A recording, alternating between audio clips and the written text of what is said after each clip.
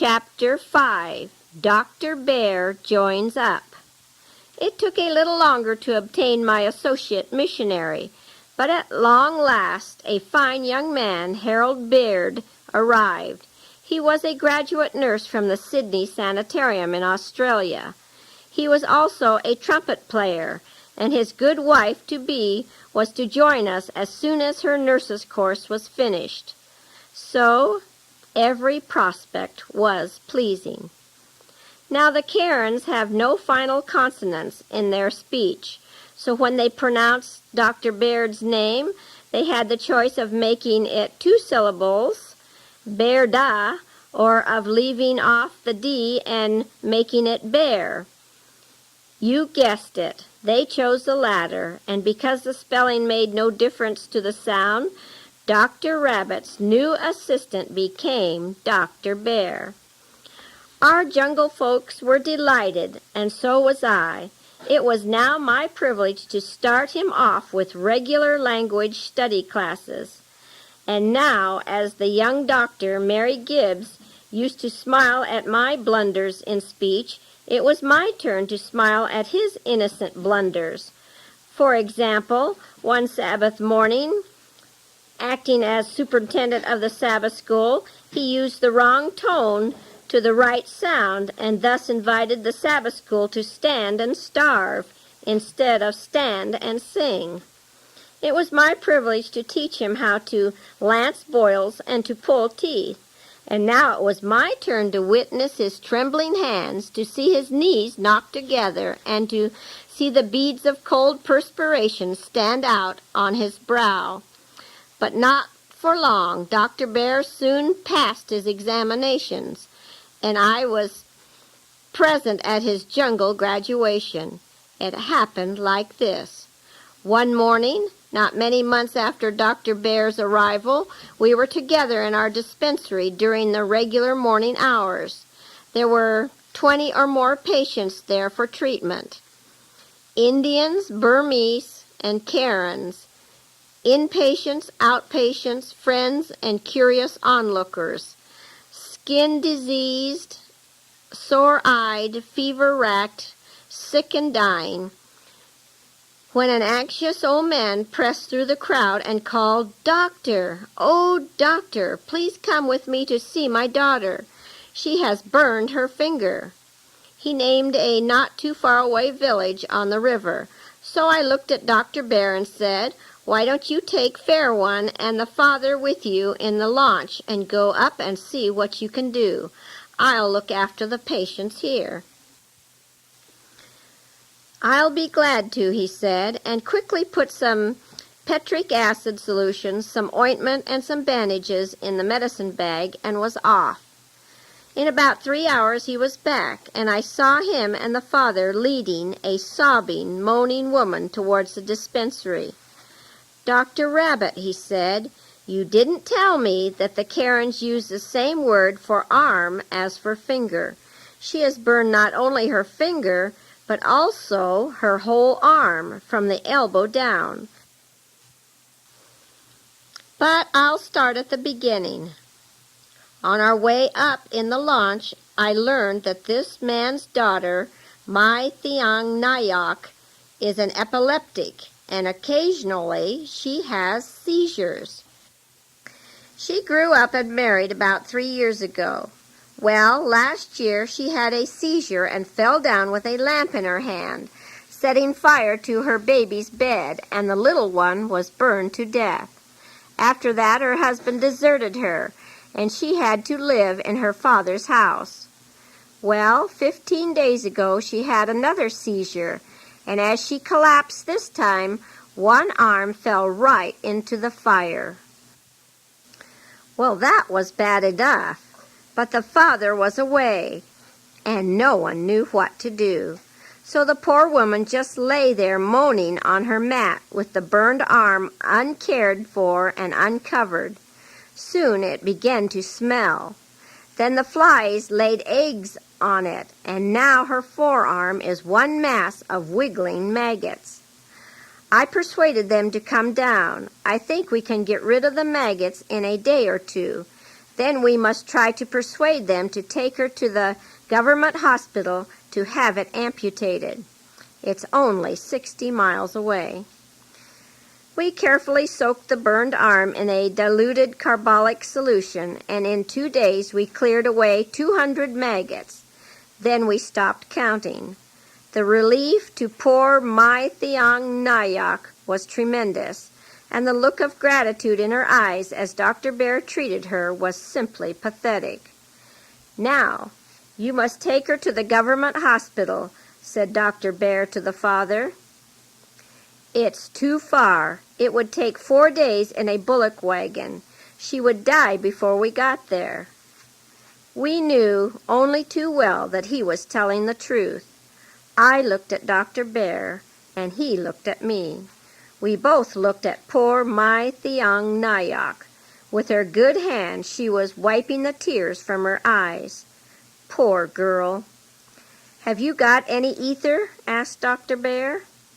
"Yes, we have enough," I replied slowly. "Will you give the ether?" he asked. I nodded and said, "Yes, if you will do the amputating." Then he nodded. The next day, after the morning treatments were over, we set to work. We were no trembling jungle doctors this day. Dr. Bear had been studying anatomy half the night. He knew just where the main arteries and the veins were and just where to cut. Fortunately, we had taken a short course in simple anesthesia some time before, and I also knew what to do. Soon the instruments were all ready, and we were white-clad and confident. We had a short prayer and then came to the operation. 1 hour and 15 minutes later, Mai Thiang Nayak groaned, half opened her eyes, and wanting to turn, groped with her good hand to ease over her burned arm. But it was not there. She groped again. She opened her eyes a little wider. For a moment she was startled with fear. Then she saw us. "Is it finished?" she asked. "Already?" We nodded. Then she smiled and dropped gently off to sleep. 29 days later, Mai Thiang Nayak went home with the bandages all off. And that was Dr. Bear's jungle graduation. I wouldn't have you think that we are presumptuous in our efforts on behalf of our jungle patients. No, no indeed. We sent or took all of our appendix cases, gallstone cases, bladder stone cases, and hernias to the doctors at the government hospital 60 miles away. We were really only nurses, and we rendered only first aid. But when we were the only ones between our patients and certain death, we certainly rendered our very best first aid. Dr. Bear was much more than a jungle doctor. He was one of the most practical missionaries I have ever come across. Somewhere he had heard of people making saw pits and sawing logs into lumber by hand. When he found some big trees in the nearby forest and big strong boys in our school, he said, "I don't see why we can't make a saw pit and saw lumber and build a hospital and a school building and dormitories too." And he did just that. The first building to go up was the new chapel with classrooms downstairs. The next was a duplicate dispensary building right beside the first one to be used for inpatients. By this time, Fair One had married one of our teachers, and Pink Flower, one of our own trained nurses' aides, took her place. Dr. Bear and I alternated in taking field trips with evangelist Thai Mayang, and when we were all home at the same time, Thai Mayang and I spent as much time as we could translating Our Day in the Light of Prophecy and writing tracts in the Karen language. Things were certainly looking up on the Karen mission station. One morning while Thai Mayang and I were busy with our translating, one of the schoolboys rushed into my office. Dr. Rabbit," he said breathlessly. "Dr. Bear wants you at the dispensary, quick. He says to tell you it's a big lady patient. She's so big he can't get her through the front double door of the dispensary. Please hurry." I was instantly on my way. Whatever could it be? I thought to myself as I raced along. But very soon I understood, for there, in front of the dispensary, with 6 jungle workmen standing around her, stood a huge female elephant. Dr. Bear, I said. All right, and what can I do now to help you with your big lady patient?" "Look there," he directed, pointing to her hip. 2 months ago she was gored by a male elephant's tusk. The men thought nothing of it, but it got the fry smell, and the flies have laid eggs in it, and now look at it." I looked and saw a huge swelling as big as a 5-gallon can. Maggots were crawling in and out of the wound. The poor elephant was in agony. She stomped her foot restlessly and tried to reach the sore place with her trunk. "Tell the men to have the elephant lie down," he said. It took 6 men, shouting and yelling, to get the elephant to lie down. Dr. Bear got into action, saying, "We've got to make that hole big enough to get the hose in so we can wash it out with some carbolic solution." It took a little time to cut a bigger hole in the elephant's hide. It was an inch thick. Then I worked the pump while he directed the flow of the solution to all parts of the swelling. I wouldn't attempt to describe the amount or the smell of the material or the number of maggots that came out. But through it all, Dr. Bear held up nobly. To finish up, he packed in several yards of gauze dipped in iodine and said to the thankful owner, "Come again tomorrow." He did come again the next morning, and marvel of marvels, it took only one command from the owner, and the huge patient lay down for her treatment. "She's much better," said the owner. "She's not so nervous any more." Dr. Bear gave the abscesses another good hosing out and said, "Come again tomorrow."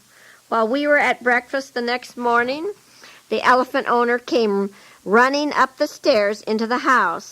"Have you seen my elephant anywhere?" he cried. "We gave her food last night at our camp 3 miles away, and this morning we can't find her anywhere." "Surely no one would steal a sick elephant," I said. "Did you look over at the dispensary?" He ran off to look, and in a minute he was back with a big grin on his face.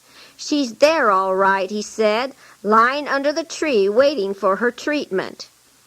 You may have read that elephants have remarkable memories and are very intelligent. Take it from me, this is true.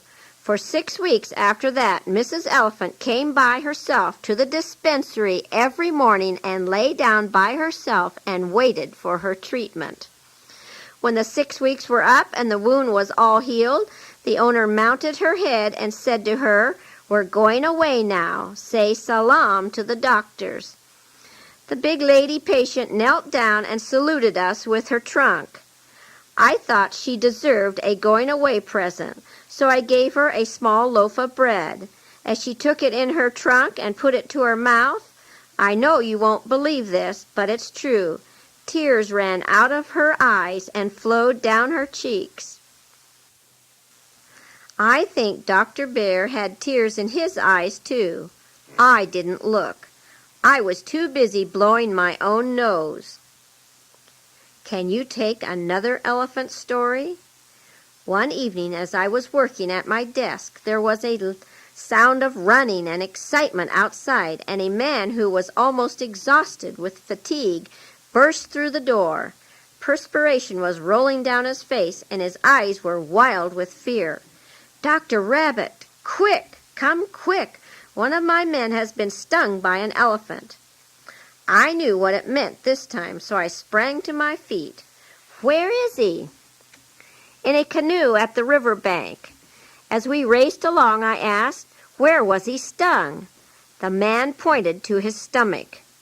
"Were his bowels hurt?" I asked. "Come and see," was all he would say. We pushed through the reeds at the water's edge, and there in a bamboo litter in a canoe lay the unfortunate man. His face was pale, his breathing was heavy, and his eyes were closed. I lifted the blanket that covered him. The poor man's bowels were outside, wrapped up in his dirty loincloth. "It's too big a job for us," I whispered. "You must take him to the government hospital 60 miles further down the river." "We have already paddled 20 miles, said the work boss. "We are too tired to paddle another mile. He is nearly dead anyway. So if you can't do anything for him, we'll just wait here till he dies and bury him." Oh, what a challenge! A small group of boys had followed us to the river's edge. I sent some of them to get the school blackboard to use as a stretcher, and I sent one boy for Dr. Bear. In a very short time, Dr. Bear was at my side. The work boss was giving more details. Today his elephant was in a nasty mood, and while the man was urging him to pull a little harder, the elephant got mad and gored him with his tusk and threw him into the air. When he hit the ground, his bowels came out. We thought he was dead, but he wasn't. We waited a few minutes, and he still lived.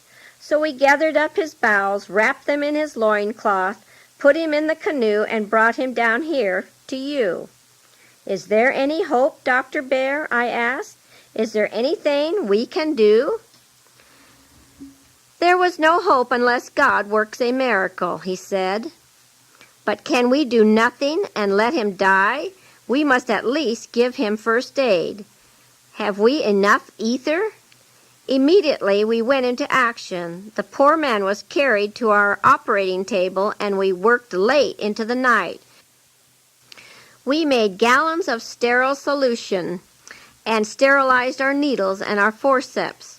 When all was ready, I put the man to sleep, and then I put Pink Flower in charge of the anesthetic. Dr. Bear and I washed those bowels as carefully as we could, removing every piece of dirt or leaf that we could see, and put the bowels in place again. We sewed up the gash, bandaged him up tightly, and waited for the man to come to. It didn't take long. There was a flickering of his eyes, a look of fright, a groping for the bowels, a tired smile, and the man struggled to rise, saying, "Now let me go home." "Not just yet," we said quickly. Then we explained that though we had done all we could, there was no human hope that he could live. He seemed to understand. We said, "We are servants of God, and we are going to pray to our living God to perform a miracle for you and let you live." We prayed. Then we said, "Now you pray." I wish you could have heard that prayer. It was so simple, so short, and so earnest. "God of the white man, make me better. God of the white man, make me better." And the God of the white man heard that prayer and did make him better. Of course, there was a lot of pus we had to keep cleaning up. For weeks, we felt it was a miracle just to find the man alive each morning. But the wound finally healed. He lived. In 2.5 months, he walked 38 miles back to his home, well and strong again. "I'm so glad you are here, Dr. Bear," I confided. "I'm glad I am here too, Dr. Rabbit," he replied. "Do you know, I feel I am needed right here. And do you know, I feel I am needed too," he said.